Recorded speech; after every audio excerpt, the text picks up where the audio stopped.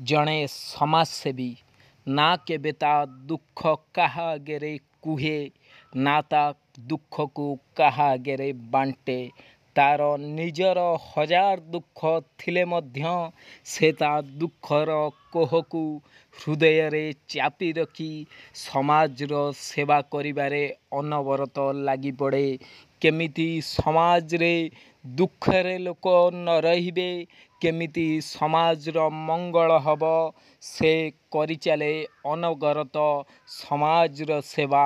କିନ୍ତୁ ଲୋକମାନେ ତାକୁ କ'ଣ କହୁଛନ୍ତି, ଭଲ ବା ମନ୍ଦ, କେବେ ବି ତା ଉପରେ ଫରକ ପଡ଼େନା। ସେ ନିଜେ ସେ କଥାକୁ ଶୁଣି କାନ୍ଦି ପକାଏ, ବରଂ କେବେ ବି କାହାର ଅମଙ୍ଗଳ ଚିନ୍ତା କରେନା।